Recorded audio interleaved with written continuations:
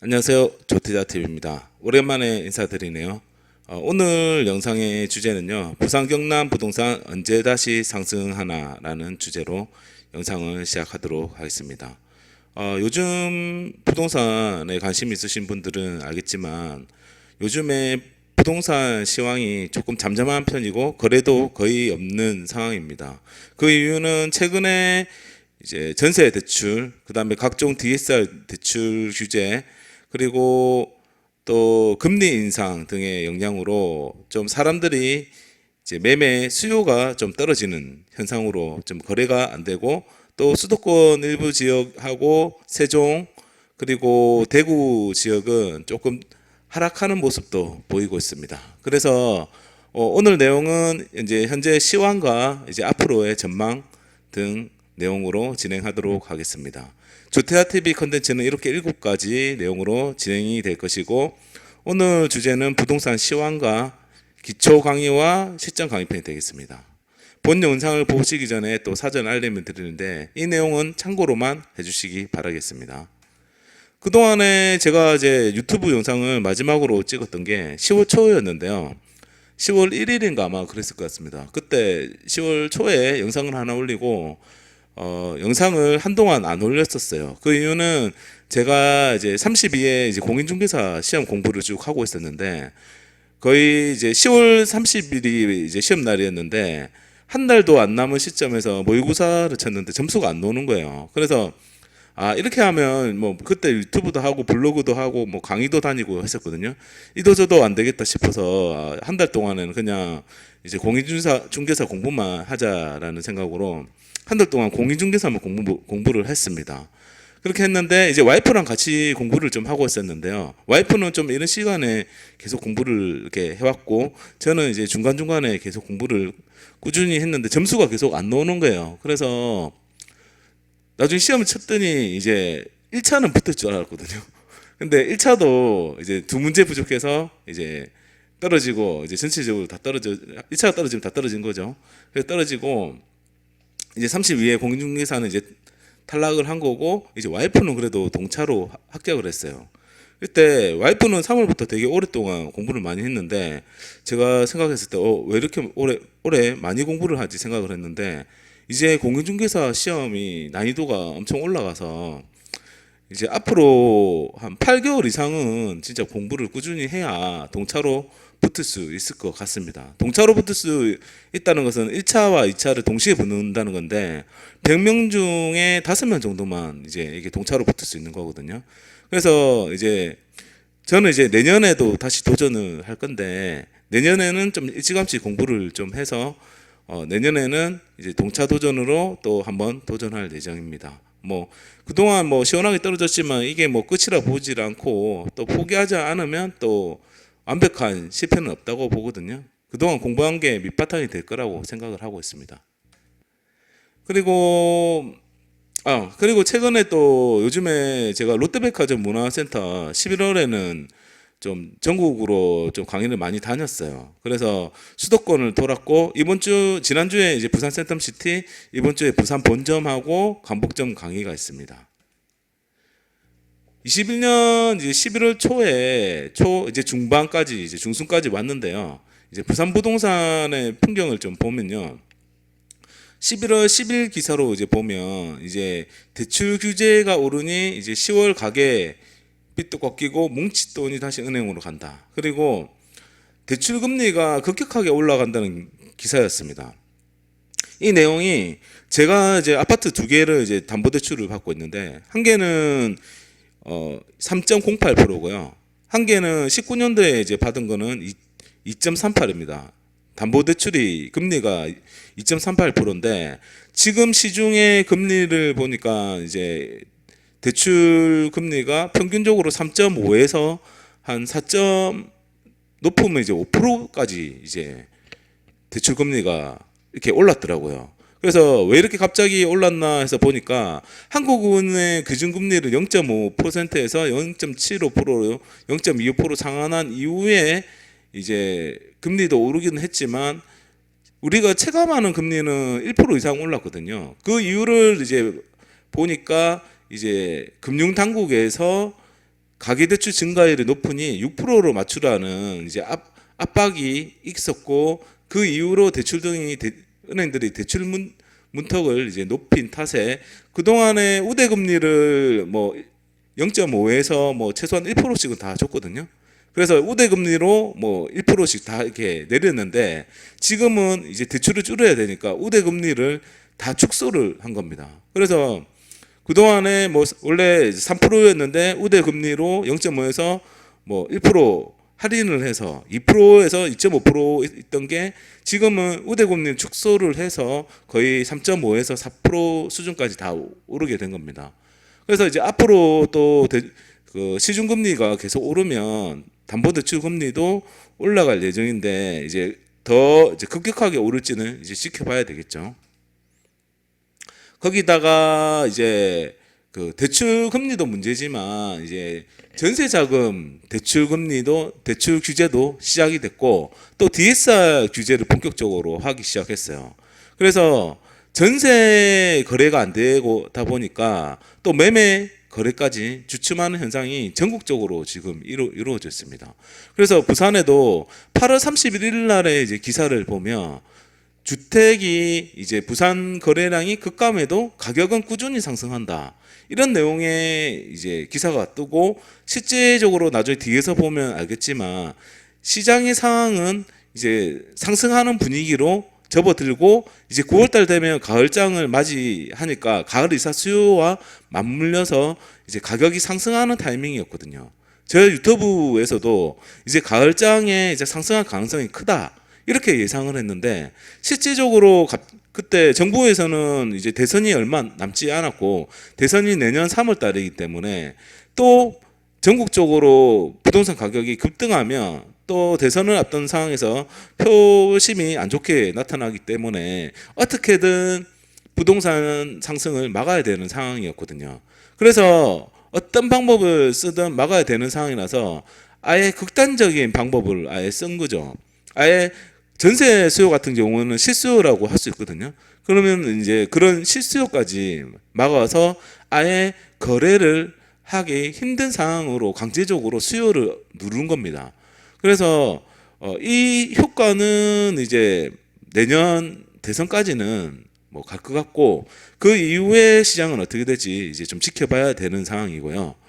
8월 31일에 상승하는 분위기에서 이제 11월 18일 날 이제 어제 한국 부동산의 11월 18일자로 조사된, 어제 발표된 한국 부동산원 주간 동향을 보면 전주 대비해서 전국적으로 조금씩 상승률이 둔화된 상태입니다. 이게 한국 부동산원 주간 이제 매매 지수 동향인데요. 보시면 그동안의 수도권 상승률이 좀 가팔랐고, 특히 인천 중에서도 또 인천 송도 상승률이 아주 컸거든요. 그래서 엄청난 상승률을 이렇게 했었고, 그 다음에 경기도도 계속 빨간불이었습니다. 근데 서울하고 경기도가 이제는 노란불이 됐고, 인천도 그렇게 상승률이 높지 않고 조금씩 떨어지고 있는 상황이고요. 부산 같은 경우에도 0.25 이상 이제 빨간불로 계속 유지를 하고 상승률이 좋았는데, 지금 주간으로 0.22%, 주간으로 0.22%가 작은 수치는 아닌데, 그동안의 상승률로 보면 조금 상승률이 둔화됐다고 할 수 있는 것이고, 그리고 이번 주에 조금 눈여겨봐야 될 게, 대구랑 세종은 이제 마이너스로 돌아섰다는 거거든요. 지난주에 대구가 상승해서 계속 떨어져가지고 이제 보합까지 상태로까지 갔었는데, 이제 이번 주에 0.02% 소폭 이제 하락을 했고요. 세종 같은 경우에도 0.012% 하락이 진행되고 있습니다. 그리고 이제 전국적으로 좀 핫한 데를 보면 요즘에는 강원, 충북, 충남이 좀 핫한 시장이고, 제주도 지금 그동안 상승은 많이 했지만 꾸준히 상승률을 이제 유지를 하고 있고, 광주도 이번 주에 조금 상승하는 모습을 좀 보이고 있습니다. 이것은 이제 그 KB 주간 동향인데요. 이제 오늘 그 오전에 발표된 내용이고, 11월 중순에 이제 조사한 내용으로 이제 발표된 내용인데요. 이 내용을 이제 엑셀 원본 자료로 한번 보도록 하겠습니다. 이거 이제 KB 리본에서 발표 이제 첨부된 자료인데요. 제가 이전에 전국적으로 이제 8월 달부터 9월 달까지 상승이 크다고 말씀을 드렸잖아요. 전국 상승률을 보더라도 지금 8월 23일부터 이제 노란불이 0.5%로 해서 전국의 0.5%면 아주 큰 거거든요. 그래서 9월 달부터 0.48, 그리고 9월 13일에 0.47, 9월 27일 0.5를 이제 피크를 찍었습니다. 주간으로 전국으로 0.5%면 엄청난 상승이거든요.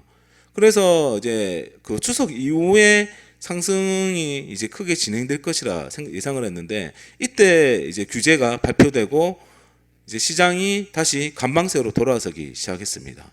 그래서 이게 상승하고 시장을 예측한다는 게 좀 쉽지 않은 게, 아주 이제 급한 이제 상승이 나올 것 같다면 정부는 이제 개입할 수밖에 없거든요. 그러면 또 강한 규제가 나오면 또 시장은 잠시 주춤하는 이제 그런 현상을 계속 보이고 있습니다.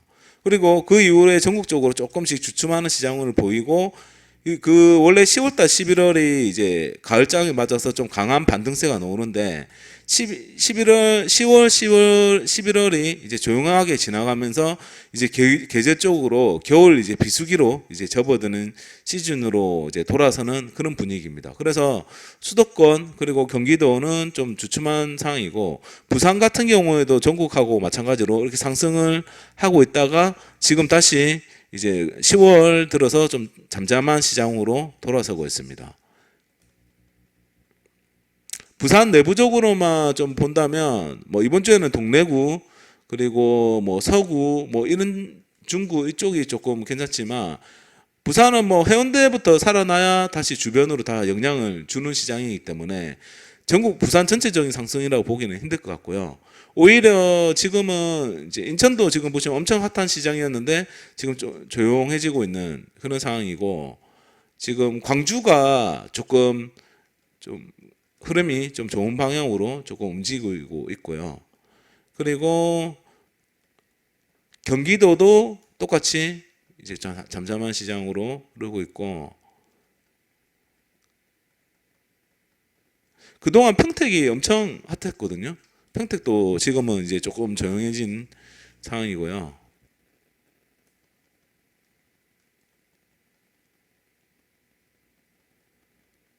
강원 같은 경우에는 지금 원주하고 강릉을 중심으로 상승률이 좀 크고, 강릉하고 원주도 이렇게 오르면 춘천도 이번 주에는 주춤하지만 또 계속 같이 영향을 받으면서 오를 겁니다.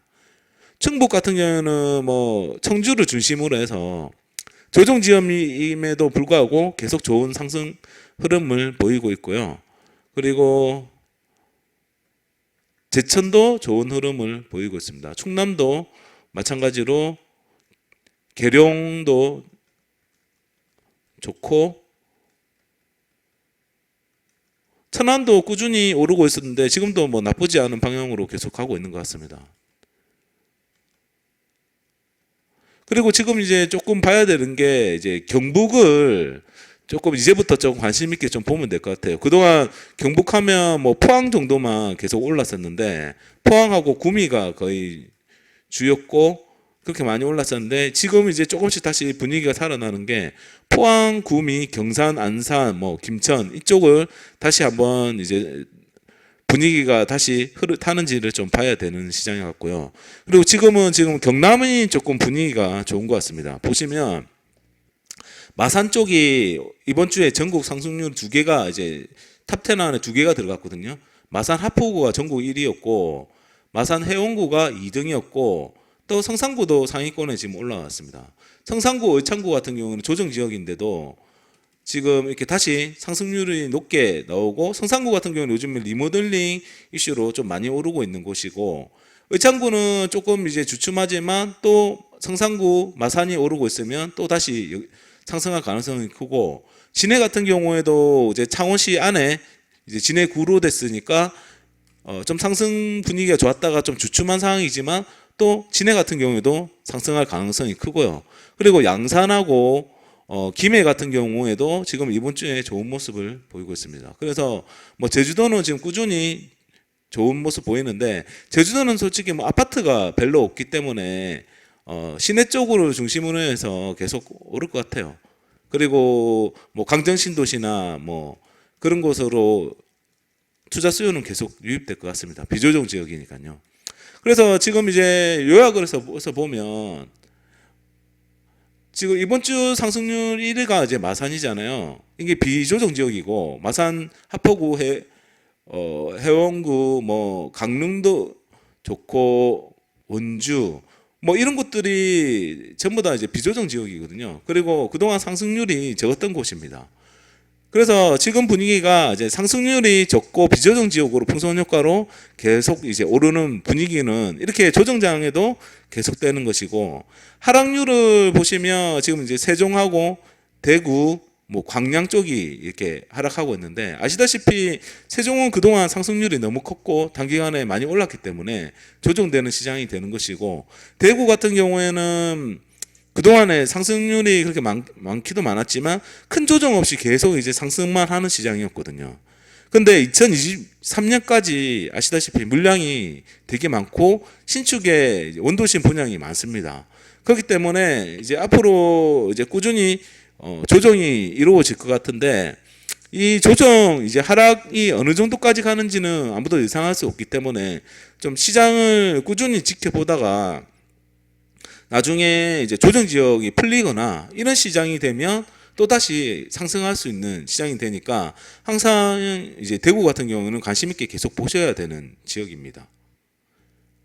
그렇다면 이제는 왜 이렇게 이제 시장이 상승과 하락을 계속하고 거래량이 이렇게 안 나오는지에 대해 설명을 좀 드릴 텐데요. 제가 1번하고 2번 그래프는 이미 설명을 드렸습니다. 이게 수요 공급 곡선이고, 그동안에 1번 그래프로 수요와 공급이 만나서 1번의 거래량과 가격이 형성이 되어 있었는데, 그동안에 정부의 규제로 인해서 재건축 규제, 임대사업자 등록, 양도세, 중과세 등으로 시장에 이제 공급이 안 나오게 만든 겁니다.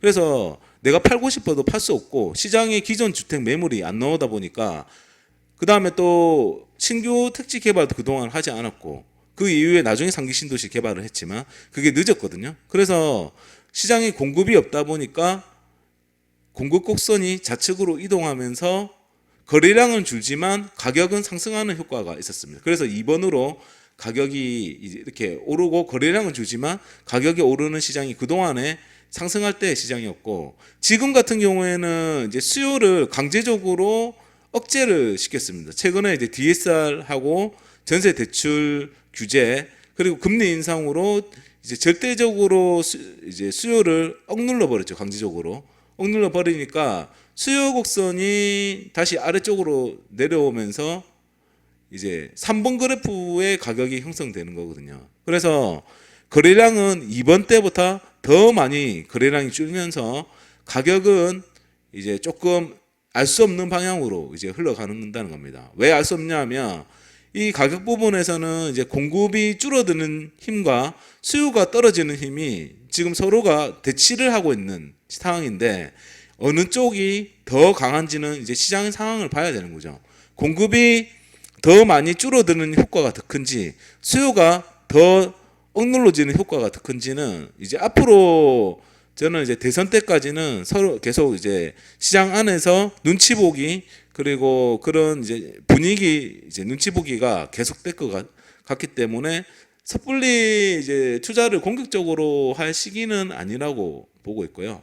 그리고 부산 부동산 같은 경우 이제 주요 이슈를 지금 보면, 저 같은 경우에도 사직동에 이제 전세를 하나 내야 되는데, 전세가 원래 여기가 잘 이제 빠지는 곳인데 잘 안 나가고 있는데, 그 이유는 동네 레미안 아이파크 입주가 이제 12월부터 진행되는데 3,853세대 입주거든요.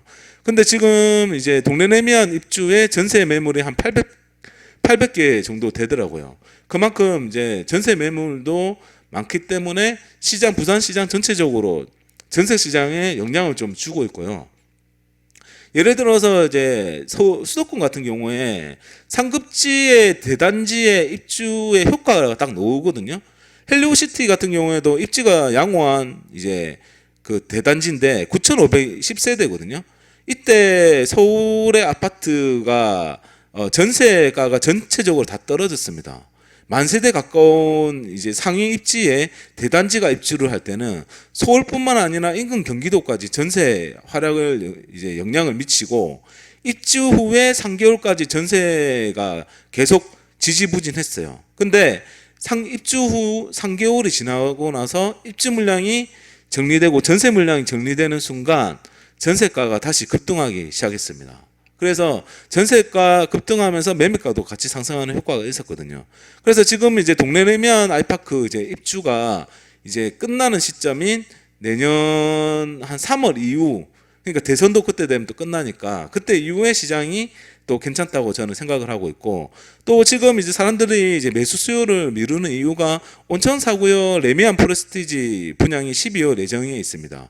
여기가 4043세대고 또 평당 1,900에서 2천만 원이 나온다는 예상이 되고, 그렇다면 이제 이 가격대면 주변 시세에 비하면 몇 억씩 수익을 남길 수 있으니까 수요의 분산 효과가 딱 생기는 겁니다. 그래서 매수를 이제 할 예정이었던 사람들도 온천 사구역 이제 청약까지 넣어보고 좀 생각을 하자, 이런 분들이 좀 많은 것 같고, 또 내년 3월에 대선이 있기 때문에 대선의 이후에 이제 누가 그 대통령이 되느냐 그 보고 그 이제 부동산 공약 정책을 보고 내가 투자를 결정하겠다, 이런 사람들이 많기 때문에 지금 매수를 이제 대선 이후로 미루는 분들이 많아졌어요. 그래서 대선 후에 투자의 불확실성이 거치는 후에 좀 시장이 다시 움직이지 않을까, 이런 여러 가지 세 가지 이슈 때문에 조금 요즘이 부산 시장이 좀 주춤하는 시장이지 않을까, 이렇게 예상을